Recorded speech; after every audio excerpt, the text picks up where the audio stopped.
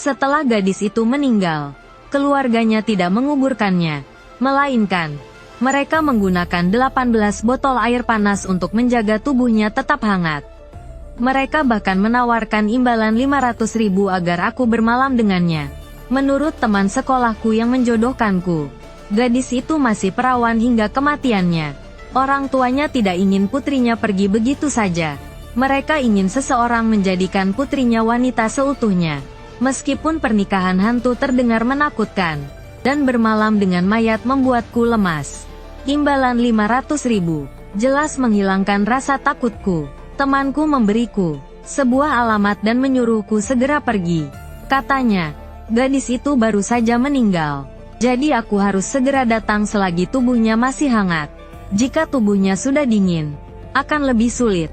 Aku langsung pergi dan mencegat taksi. Sesuai alamat yang diberikan, aku tiba di sebuah desa di selatan kota. Setelah turun, aku melihat temanku. Sebelum aku bicara, dia berkata dengan tergesa-gesa, "Suhao, kau datang tepat waktu. Kami terus menghangatkan pengantin wanita dengan botol air panas. Cepat masuk." Aku melihat pasangan parubaya di samping temanku. Temanku bilang mereka orang tua gadis itu yang memintaku melakukan ini. Ayahnya meminta kode pembayaran dan mentransfer 200.000 yuan. Sisanya akan ditransfer setelah selesai. Melihat mereka sudah membayar, kekhawatiranku hilang. Aku bertanya apa yang harus kulakukan. Ibu mertuaku yang masih terlihat cantik berkata dengan nada sedih, "Tidak perlu, cepat masuk, jangan buat putriku menunggu." Temanku menambahkan, "Waktu tidak menunggu, cepat masuk. Su, jangan buat istrimu menunggu." Saat aku hendak masuk, ayah mertuaku menepuk pundakku. "Anak muda, besok pagi kami akan memeriksa. Terserah caramu, pastikan putriku membawa esensimu ke krematorium." "Paham." Aku mengangguk dan mengikuti mereka ke kamar. Di ranjang terbaring gadis cantik berusia awal 20-an. Wajahnya pucat pasi. Aku menoleh ke mereka bertiga dan berkata, "Kalian mau mengawasi terus? Beri aku privasi." Mereka mengangguk dan keluar bersama temanku. Sebelum pergi, mereka berpesan agar aku melakukannya beberapa kali, agar putri mereka tenang di alam sana. Temanku memberiku pil biru, dan berkata jika kesulitan, minumlah pil itu. Hanya semalam saja, setelah mengunci pintu, aku mendekati ranjang, dan melihat gadis cantik itu. Aku menyentuh wajahnya. Temanku tidak bohong, tubuhnya masih hangat karena selimut dan botol air panas. Temanku memang tidak berbohong, tubuhnya masih hangat berkat selimut dan botol-botol air panas di dalamnya. Tubuhnya tidak kaku atau dingin, bahkan suhunya masih hangat. Aku membuka selimut dan memandangi gadis itu seperti sebuah karya seni. Jantungku tiba-tiba berdetak lebih kencang. Dengan gugup, aku mengulurkan tangan dan meraba dari pergelangan tangan gadis itu ke atas. Namun, saat aku menyentuh pergelangan tangannya, aku tiba-tiba tertegun. Wanita ini masih berdenyut. Meskipun aku kurang berpendidikan, sejak kecil aku belajar pengobatan Tiongkok dari kakekku. Sekarang aku 100% yakin gadis ini belum sepenuhnya mati. Dia masih memiliki denyut nadi yang sangat lemah, hampir tak terdeteksi. Sebenarnya, saat aku masuk tadi, aku sudah merasa ada yang tidak beres. Menurut temanku, gadis ini meninggal 3 jam sebelum dia meneleponku. Perjalananku dari desa ke sini dengan taksi memakan waktu lebih dari 1 jam. Seseorang yang sudah meninggal selama lebih dari 4 jam, meskipun dihangatkan dengan botol air panas. Hanya bagian tubuh yang menyentuh botol itu saja yang akan terasa hangat. Bagian tubuh lainnya seharusnya dingin. Tapi seluruh tubuh gadis ini, tidak ada bagian yang benar-benar dingin. Ini berarti sirkulasi darahnya masih berfungsi secara minimal. Meskipun dia memang sudah tidak bernapas, suhu tubuh dan denyut nadinya masih ada. Aku menggosokkan tangan dan melepas pakaianku, lalu menempelkan tubuhku ke tubuh gadis itu. Aku menghangatkan tubuhnya dengan suhu tubuhku. Ini untuk memberikan kehangatan di area yang lebih luas. Pada saat yang sama, aku menyelimuti kami berdua, untuk memastikan suhu tubuhnya tidak mudah turun. Terakhir, hanya ada satu hal yang tersisa untuk kulakukan. Menggosok. Menggunakan teknik rahasia dari kakekku, aku menggosok permukaan kulit gadis itu dengan sekuat tenaga. Ini tidak hanya menghasilkan panas, tetapi juga mempercepat sirkulasi darahnya, dan memulihkan fungsi tubuhnya. 5 menit, 10 menit, setengah jam, aku secara berkala memeriksa denyut nadinya. Akhirnya, setelah 2 jam, usahaku membuahkan hasil. Aku menempelkan telinga ke dadanya dan mendengar detak jantungnya dengan jelas. Aku sangat gembira dan melanjutkan usahaku dengan lebih giat. Setengah jam kemudian, gadis di tempat tidur itu tiba-tiba bergerak sedikit.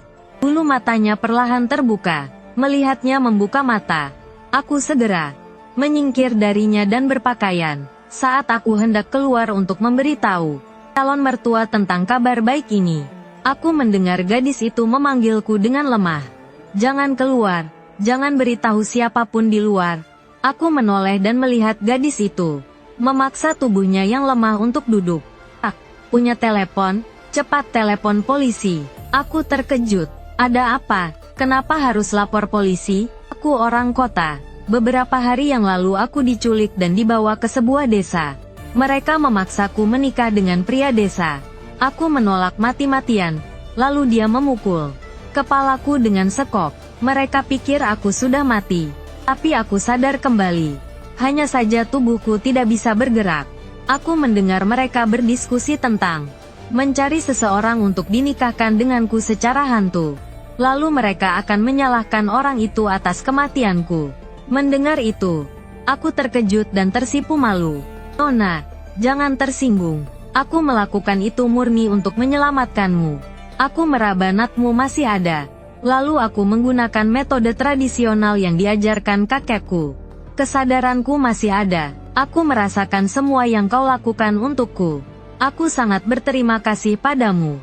Bagaimana mungkin aku menyalahkanmu? Lalu gadis itu mendesakku. Kak, kalau kau punya telepon, cepatlah lapor polisi. Kalau tidak, jika mereka tahu aku masih hidup, entah apa yang akan mereka lakukan. Aku menepuk bahu gadis itu dan menghiburnya. Jangan takut. Jika ada kamera pengawas di ruangan ini, mereka pasti sudah menerobos masuk. Sampai sekarang di luar masih sepi. Berarti tidak ada kamera pengawas di ruangan ini. Kau tetaplah berpura-pura pingsan. Jika mereka masuk, mereka tidak akan menyangka kau hidup kembali. Mendengar itu, gadis itu kembali masuk ke selimut dan berbaring di tempat tidur. Tapi aku tiba-tiba teringat sebelum masuk ruangan, wanita parubaya yang berpura-pura menjadi ibu mertua memintaku untuk menyerahkan ponselku sementara dengan alasan jenazah putrinya tidak boleh difoto. Sekarang aku tidak punya ponsel untuk menelepon polisi. Saat itu, terdengar ketukan pintu dari luar. Sudah selesai. Mendengar suara dari luar, aku memberi isyarat kepada gadis itu untuk berbaring di tempat tidur. Agar tidak ketahuan, aku memintanya untuk tengkurap dan membenamkan wajahnya di bantal.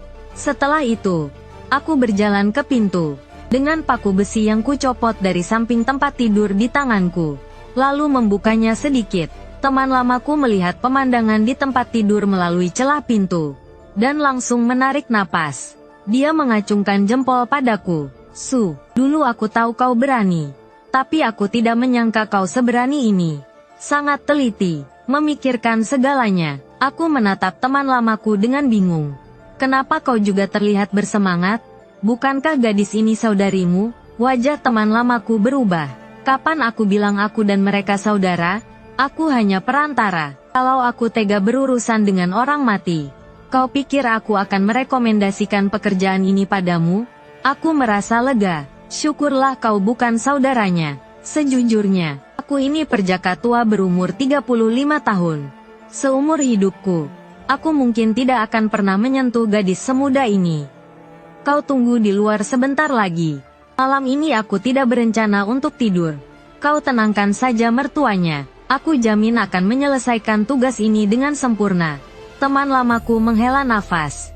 Di atas kata nafsu ada sebilah pisau. Kau harus lebih berhati-hati.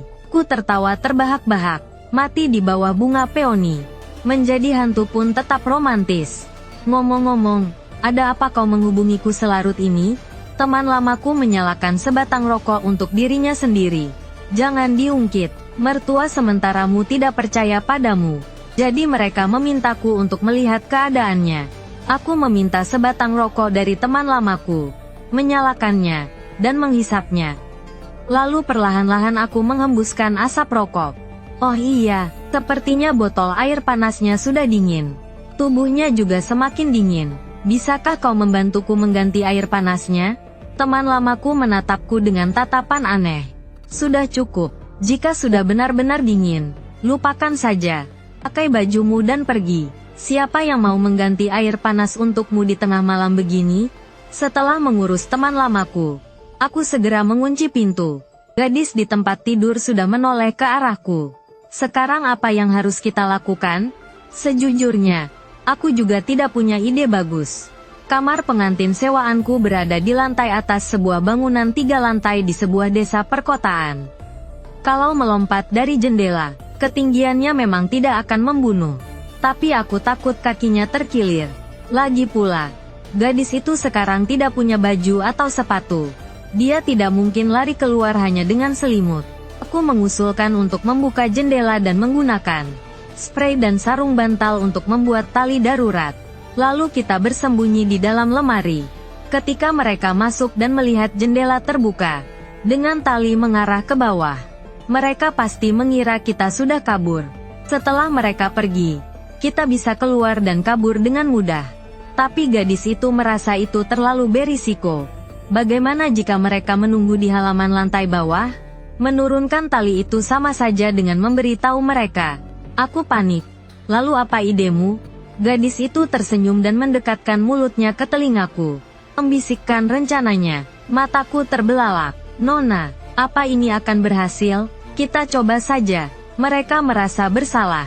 Kurasa ini akan berhasil. Aku mengulurkan tanganku dan berkata, baiklah. Aku ikut rencanamu. Namaku Suhao. Namaku Tangqian. Pukul 4 pagi. Pasangan parubaya yang menunggu di lantai 2 hanya mendengar suara boom. Semua lampu di rumah padam. Pria parubaya itu segera mengeluarkan ponselnya, menyalakan senter, dan melihat sekeliling dengan waspada. Pada saat yang sama, Chen Wan Kun yang berada di lantai bawah juga naik ke lantai 2 sambil memegang ponselnya. Dia langsung bertanya, ada apa? Listriknya padam. Pria parubaya itu menggelengkan kepalanya. Aku juga tidak tahu. Tiba-tiba saja mati. Rumah ini kami sewa sementara. Jadi aku tidak tahu di mana saklarnya. Saat itu, dari lantai 3 terdengar jeritan ngeri yang menyayat hati. Chen Wan Kun mengenali suara itu sebagai suara teman lamanya, Suhao. Suhao terdengar seperti diserang binatang buas. Ia terus menjerit kesakitan. Suara itu membuat semua orang merinding. Kemudian terdengar suara gedoran pintu dari lantai 3, bersamaan dengan teriakan minta tolong Suhao yang ketakutan. Tolong, buka pintunya. Keluarkan aku. Beberapa detik kemudian, dari kamar di lantai 3, terdengar suara sesuatu jatuh ke lantai. Lalu, seluruh rumah menjadi sunyi. Chen Wan Kun memberi isyarat kepada pasangan parubaya itu. Bagaimana kalau kita naik dan lihat? Pria parubaya itu menggertakkan giginya. Sepertinya anak itu menemukan sesuatu. Sekarang dia berpura-pura ada hantu. Tidak ada hantu di dunia ini. Ayo kita naik dan lihat. Setelah sepakat, mereka bertiga naik ke lantai 3, di depan kamar. Aura menakutkan tiba-tiba menyebar dari balik pintu.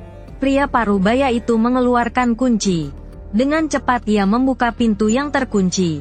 Dengan memberanikan diri, mereka membuka pintu dan melihat ke dalam. Ketiga orang di luar pintu langsung merinding ketakutan.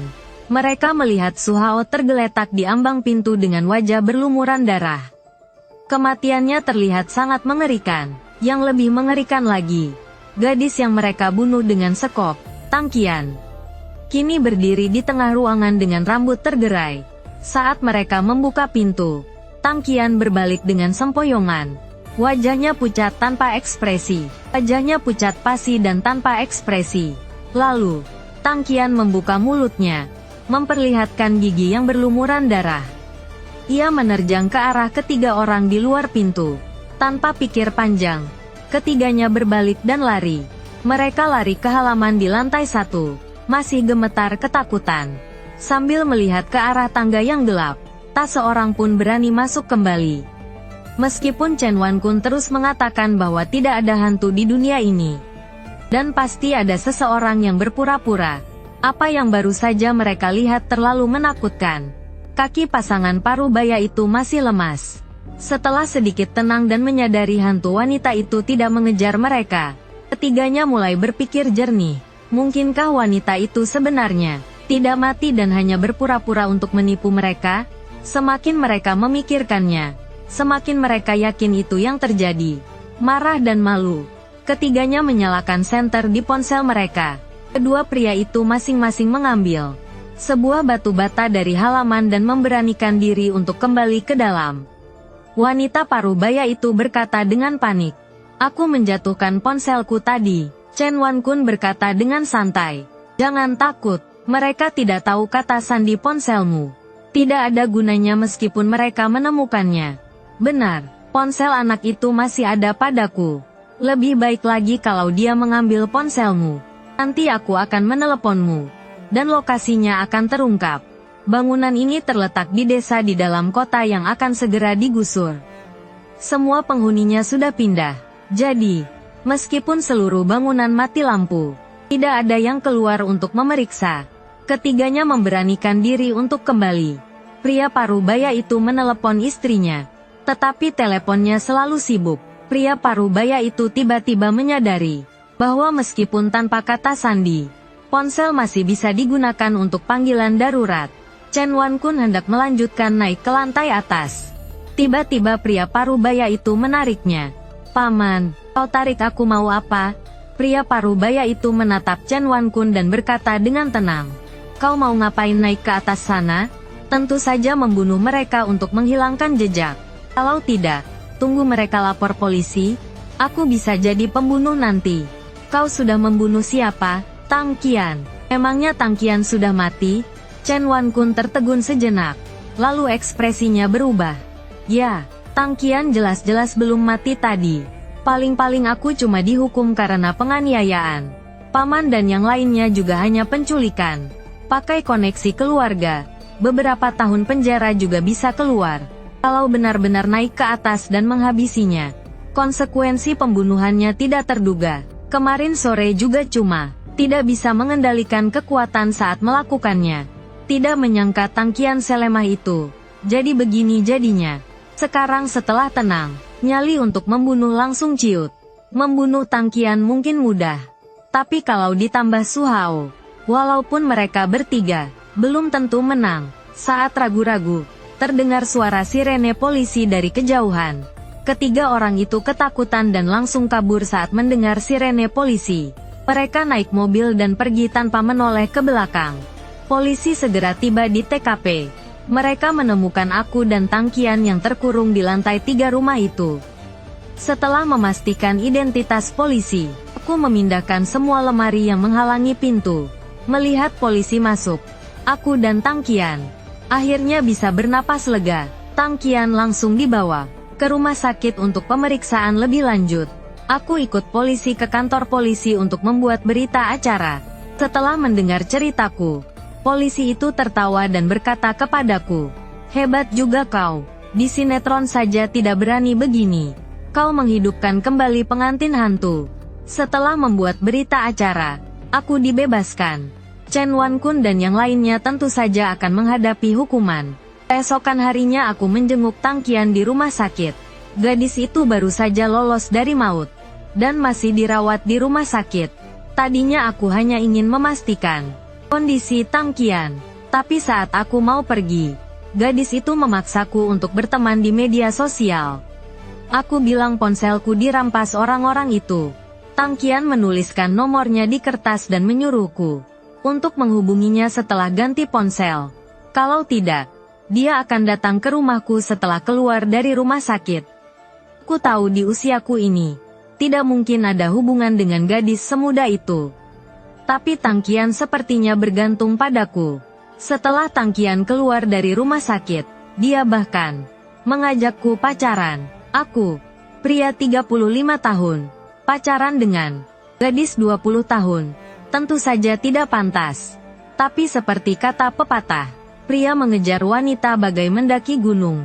Wanita mengejar pria bagai menembus kertas tipis. Semakin lama, penolakanku semakin berkurang.